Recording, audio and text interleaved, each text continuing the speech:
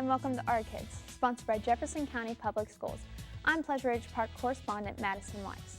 This February, we take a deeper look at the JCPS Digital Backpack program, we check out some up-and-coming entrepreneurs, and we surprise the school with a pop-up party. Plus, we have these student stories. Before a house or simple everyday object is built, there's a blueprint design laying out the plan for construction on whatever it might be. And students in PRP's computer-aided drafting and design program are becoming those designers. Inclusion is something we strive for here at Ballard High School. Programs like Best Buddies excel in this department by helping students with intellectual disabilities improve on the social skills they may need in the real world. Fern Creek's Gardening Club students are blooming with creativity here at the 7th Street Community Garden. Seniors at Marion Seymour started preparing their backpack defenses. It was a chance for students to share their presentations in front of a panel of judges. Hello everyone, my name is Anthony Spalding. I'm a senior in the Health Science Academy and this will be my backpack defense. We are at Marion Seymour and today our seniors are doing their backpack of defense. They have a lumbar drain, how are they going to get up safely enough and how are we going to keep the cords from pulling out that drain?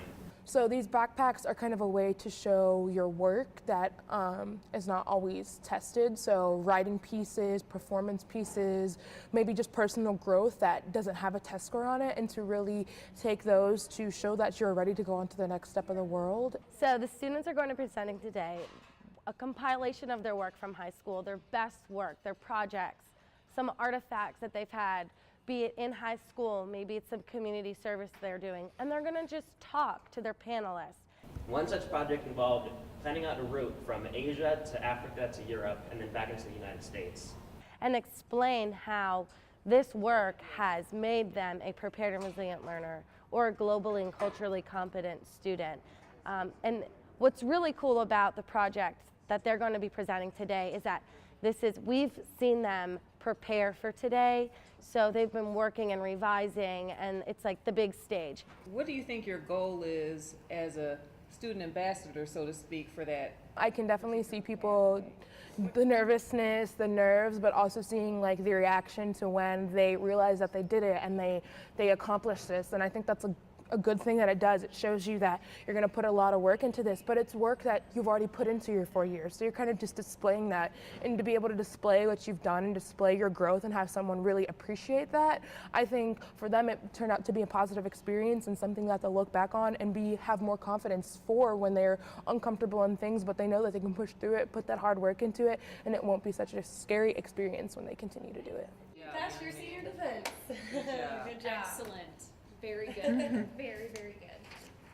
So the panelists will sit and listen. They have a rubric, and after the presentation they can ask questions, maybe if some things are unclear, and then at the end when the student leaves, everyone goes over their rubric to make sure students covered all of the requirements, and they determine whether or not the student super passes or maybe has to do a redo.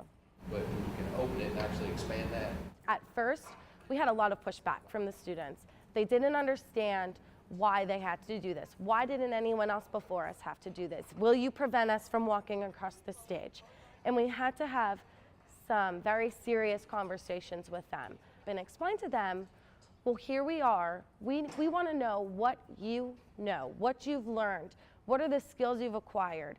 We have college applications and things like this to do, but at the same time, I kind of looked at it as like the positive, because this is kind of what I've been wanting to happen for a while, to show that people are more than an ACT score, and to show even if the ACT score, so say you got a 14 your first time and then you got a 19, that's growth. And even though that's not a benchmark, you put a lot of work and you put a lot of effort into that, and that's what you should be shown at, is that you had this growth throughout your time in high school, that it's not just these numbers, and that's what you go on to the next part of your life, being that these are the skills that we need to create an effective workforce and effective students in the next step of their life. Be the third least costly as well as the third fastest to arrive back to the United States. I'm hoping they leave with the experience of, what am I doing in an interview? How do I need to prepare for my next steps? Those soft skills such as shaking hands, making eye contact, public speaking, professional dress, This is just one experience that's going to prepare them for whatever their secondary plan is. It's in our time because a lot of times we're looking at a phone, we're looking at a screen, we're looking at just the things, and I think this kind of allows everyone in the situation to stop, take a deep breath, and really look at the things that people hold inside of them that are amazing and that are beautiful and bright and that aren't a test score, that aren't just something like that. They get us to see each other as the individuals that we really are. That was awesome. Well done, well done. My well keys done. to success, you see the key? I like it. I caught that under there. Yeah. That's good. That's good. A fifth grader at Shelby Traditional Elementary presented her backpack defense at a meeting of administrators. She left a lasting impression. I became a globally, culturally competent citizen by gaining understanding of how people that live in different areas around me got hit by Hurricane Katrina. The backpack program, it's kind of, you get to talk about like how you accomplish these projects that you did with a group or anything, and it's actually really fun to talk about them, and it's actually really fun to work with groups at that. My fall score for math was a 208. Area of strength, I think I'm good at multiplication, subtracting, dividing, and fractions. When you think about, she's 10 years old, right? She's been on the planet 10 years. And when you see what she does, it is very impressive. I was giving feedback to myself. I was like, well, Elise, I'm proud of you for like capitalizing those eyes, because it really shows a very other mature Elise. So when they were asking questions, that was honestly the best part for me, because I like to answer people's questions, and I don't like to just like say, okay, this is my presentation, bye-bye. I like to answer their questions if they have any questions, so they don't go to like Dr. Carmen, for example. They don't go to Dr. Carmen and ask her questions about my defense, and she doesn't even know anything about it. And I had to fix all of those mistakes. And words of wisdom I would give to people, like elementary, middle, or high, is never give up, keep pushing and pushing. This is a way to make sure that all of our students are getting those authentic, meaningful experiences, that the things that we all kind of remember when we think about our very best learning experience. That's what we're going for all kids. I just want to say thank you for being here. I really appreciate you guys coming to this presentation and watching me present. Thank you. Correspondent Edward Smith shows us how PRP high school students are getting real-world experience using AutoCAD. Currently, we are drawing a gasket and dimensioning said gasket. So far, I have drawn out the actual gasket. I just need to add all the dimensions. Alec Montgomery is just one of the many students at PRP working on this assignment, teaching them how to use professional software and the fundamentals of this career. The different tools and stuff, which we have the actual text tools, dimension tools, and all the other miscellaneous things to modify it. So from there, we can solidify what we're drawing and how to draw it. There's a high demand for engineers and architects and draftspeople. Employers need good people who know how to do the job, are willing to work, and are dependable. So a lot of the skills that we'll learn in this class give them, a head start on those career choices. In the lab for this class, there are plenty of computers with a professionally used program called AutoCAD 2019. The students are working on designing objects that PRP's welding department can produce, creating a real-world situation in high school. We do plan to work with our in-house welding shop to come up with some projects for stools for their shop and bike racks around campus. Later this year, these students will be able to put the work they've created on the computer through a 3D printer, allowing them to even produce some classroom essentials. The welding class, let's say one of their tools breaks and they need a new handle, we can get the dimensions of the actual tool's handle, set it up in AutoCAD, and then print out a brand new handle without ever needing to buy an actual new one. And like many of PRP's pathways, it's constructing a promising future for students. I'm Pleasure Ridge Park High School correspondent Edward Smith reporting for Our Kids. We have a lot more stories to come. Stay with us.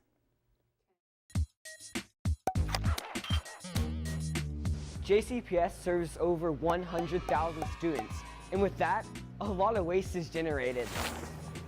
We need to do our part to recycle because it conserves natural resources, helps the environment, and saves money.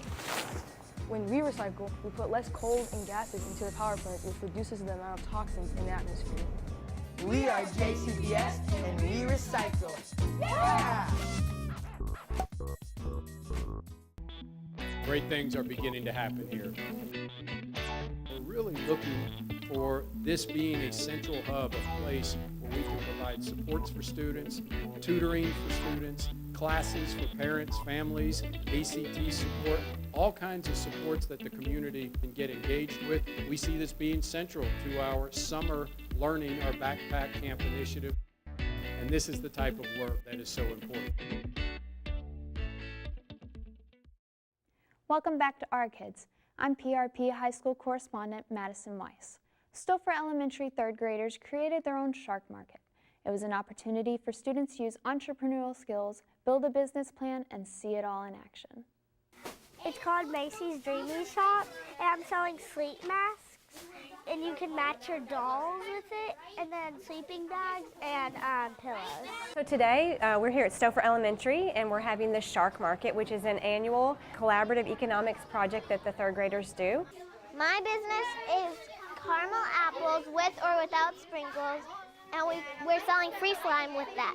They have used literature and research to learn about different economic vocabulary terms like producers, consumers, goods, services, supply, and demand. What kind of cards do you have? $5 for this. And the point is to give them real-world, authentic learning experiences, you know, for what an entrepreneur would be like. And you can do all sorts of colors and patterns, like this one, it has like 3 colors. They're having a real-world, authentic experience with economics. They've all planned businesses. So they have had the choice to go into business by themselves or with a partner. So they've had to make those choices. They've been earning income in their classroom for things like good work and behavior. This row is cherry. Well, we had to make the lip gloss. First we had to stir it a lot and mix it, and then we had to put it in the containers. You could buy one, you get one free. And most of all, they're $3 only, so we got gluten-free. We've had all kinds of goods and services. We have everything from home-baked goods to nail salons, face painting, slime seems to be a really popular one this year, as well as stress balls. Each one has a different stamp. Like this is a dragon, hand me a butter cake, and this would be a flower. First you have to pay $2. And then you have to spin a wheel. And then, so you get a medium. So these are our mediums. There are skills and vocabulary and principles that'll carry with them through life, and because it's such a real-world setting, the learning becomes deeper, it becomes inherent to them, and so it means something to them other than just something that they've read in a book. I think it's really cool how they're letting children actually do something and like prepare them for the outside world. Lincoln Elementary Performing Arts School got a big surprise one morning with an attendance pop-up party. Local celebrities welcomed the students to school and they celebrated with a dance party. Commit to lesson 6, every day counts. We are here at Lincoln Elementary Performing Arts School. Today we had our kickoff to celebrating student attendance. So with local celebrities. That is Kelly, and you guys are here because you have perfect attendance!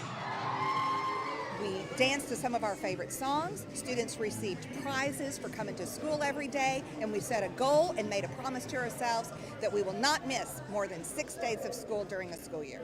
Like you have to stay in school to learn new things and like just be here. Just stay in class and don't. Yeah, stay in school, kids. Stay in school. It is one of the most important things that we get students to school every single day, and that's why we are beginning this Every Day Counts and Attendance Matters campaign in JCPS. I'm Ja'Cory Arthur, aka 1200. Every day counts. Be here, every day, all day. I think this demonstrates that our community loves and cares about our children, and if students come to school every day, our community will thrive and be strong. Promise for our future. Every day that a student misses school is so critical, and we need you here each and every day. All 100,000 of our students, we need you here each and every day, and it is so important to the success of our district, our schools, and most importantly, our students. Miss lesson 6? Every day counts. How many days count? Every day. Kenwood Elementary is moving in the right direction with their attendance initiative. Let's see the strategies they are using to increase attendance. I'm the principal of Kenwood Elementary, and we are talking about the success that we've had with improving attendance. So these were put together for every student who has had perfect attendance. We know at the elementary level that kids can't get themselves here necessarily. Being a parent's tough. There are a lot of challenges that go into being a parent in today's society. We've been working on recognizing our children, so let's look to recognize the people who get them here. Our first parent shout out that we did, we had a student who has been chronically absent in the past just because of lots of challenges within the family. But her mom has really been diligent about getting her to school and making attendance a priority this year. So we wanted her to be recognized, and so we decided to do a parent shout out to recognize her. And it was just really powerful to see her reaction, her appreciation just for being recognized for that. They were wood and they were heavy. So what did the sports engineers do? Kind of building that team atmosphere between the school and the home, letting them know that we're in this together. It really is a team approach. The Shawnee Masonic Lodge dropped off 2 bikes that they wanted to be raffled off for perfect attendance. I said, well, I want a bike for everybody that has perfect attendance. I'm like, okay, high order, but we'll see what we can do. And like she said, we've gotten, donations and, staff, when we see how many we need, staff will say, I'll get one, I'll get one, I'll get one. This is my 12th year here, and then the Family Honor Roll that we just celebrated was one of the most impactful opportunities that we've had to date. To see the pride, the reciprocal pride, the pride that the parents had in their children, and then more importantly, the pride that the children had in their parents being here at school and getting recognized, bucket filling. They had the parent come up and talk about their child and what their child, how excited they were for their child, and then that also means that that child's been driving that mom crazy or that dad crazy. I gotta go to school, I've gotta get there. You never know when just that small little recognition is going to be a game changer for the rest of their lives.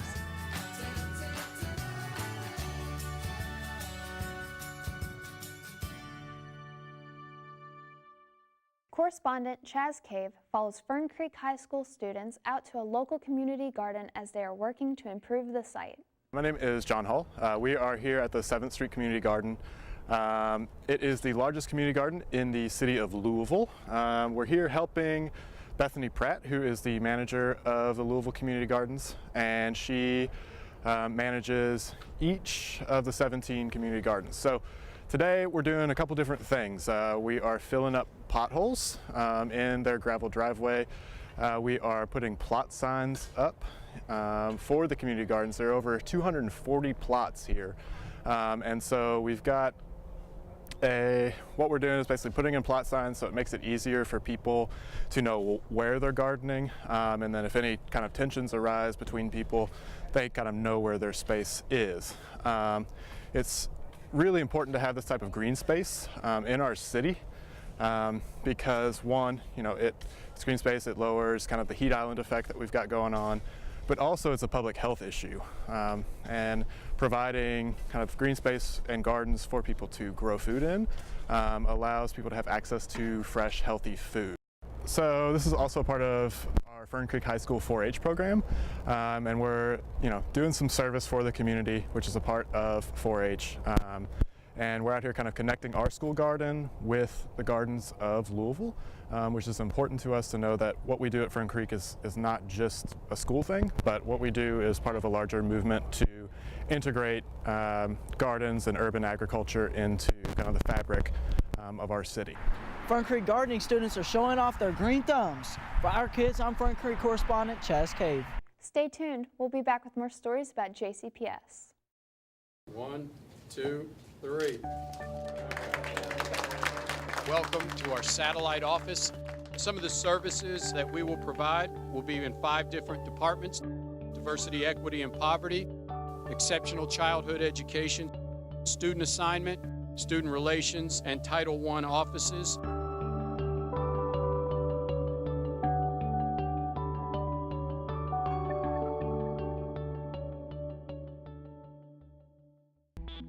Great things are beginning to happen here. We're really looking for this being a central hub, a place where we can provide supports for students, tutoring for students, classes for parents, families, ACT support, all kinds of supports that the community can get engaged with. We see this being central to our summer learning, our backpack camp initiative. And this is the type of work that is so important. Welcome back to Our Kids. I'm PRP High School correspondent Madison Weis. A student at Cameron Middle School is a shining example of implementing his digital backpack. In fact, he made a big impression on his principal.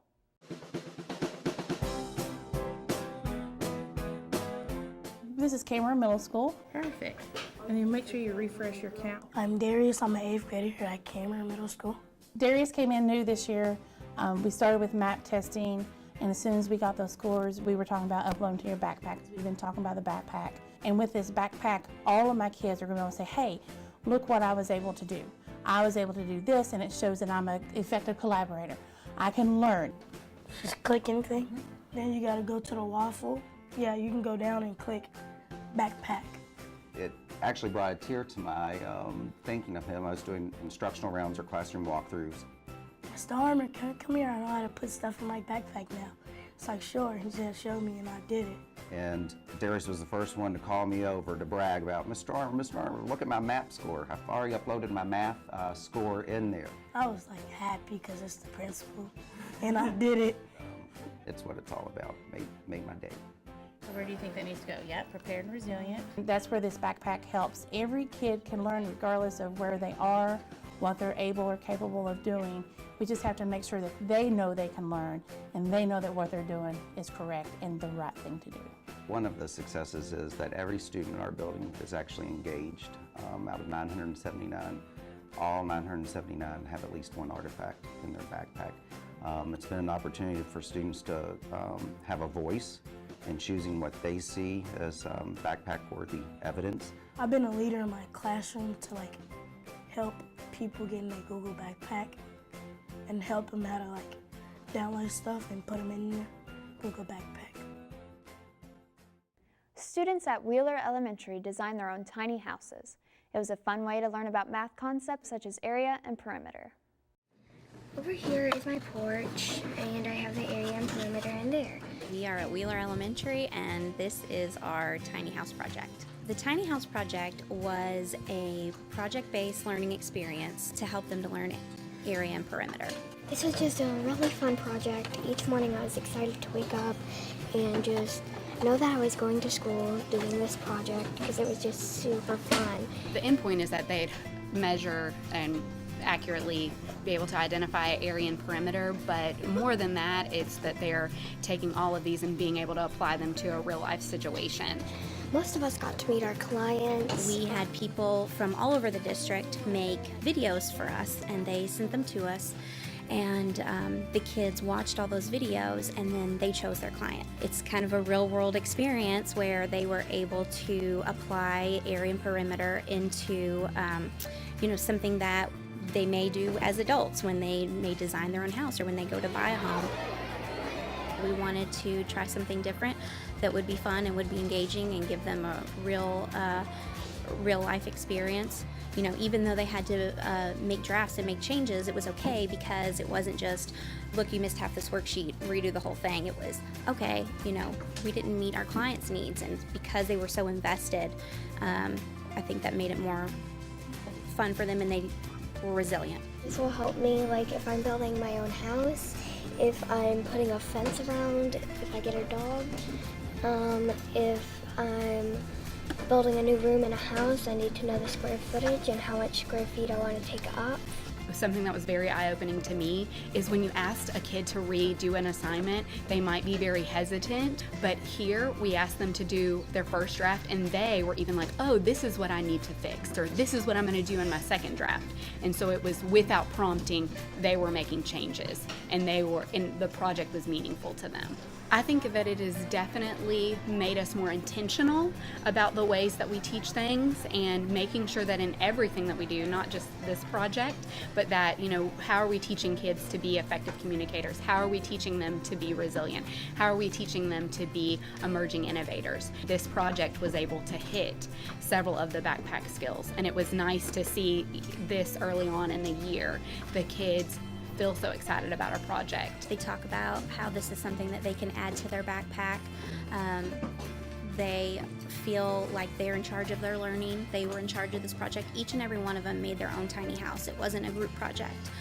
They worked together to help each other and give each other feedback, but they each were in charge of their own project and their learning. It is something that other schools can do, and my co-teacher and I definitely were hesitant through this. And even in the middle of it, when we had graph paper everywhere, when they were doing their 3D model, we were just like, is this hard work going to pay off? Are they going to master it more than they've mastered it in the past?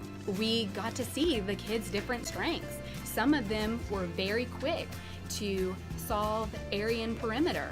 Others of them were great at building the walls and finding the area of those walls. Others of them were great at meeting the client's needs. Others of them were great at giving feedback. And so I think that's why this project meant so much to us, and it was worth the extra effort and just the extra planning, because we got to see all the different facets of that. If I built my own house and I didn't know this, I wouldn't know how big my house should be, how big my rooms would really be. I just wouldn't know that. Correspondent Sophia Gay introduces us to the Best Buddy program at Ballard High School. My name is Noelle Barnes, and I'm one of the exceptional child educators here at Ballard. Best Buddies is a national organization that serves individuals with intellectual disabilities and pairs them with neurotypical peers. And they are partnered one-on-one with a neurotypical peer that develops a friendship both inside and outside of Ballard. So going to sporting events, we do have Best Buddy events. We have over 100 members of Best Buddies this year and 100% participation for our students with intellectual disabilities. It's truly an incredible program and has promoted inclusion like we could never dream. During school hours, students also have the opportunity to peer tutor. Being a peer tutor gives me a new perspective on the students, and it's so fun to see them grow and learn and how they change throughout the year. Students have described peer tutoring as a great bonding experience that's given them a whole new perspective. I think being a peer tutor means that I can make new friendships with everybody, and I just really like how I've made so many new peers and people that I've never met before. The work that peer tutors like Carly and Alexis do is impactful for students with intellectual disabilities, not only towards their social skills, but their academics. It's a wonderful way to include our students. It's kind of a reverse inclusion model as opposed to our students going out into the general classroom where the academics are very difficult for our students. Having this reverse inclusion allows our kiddos to bring in those typically functioning peers to learn their functional skills in a more safe and structured environment. I'm Ballard correspondent Sophia Gay for Our Kids. Thanks for watching our show. You can watch entire episodes of Our Kids on the JCPS YouTube channel. Until next time, keep supporting Our Kids.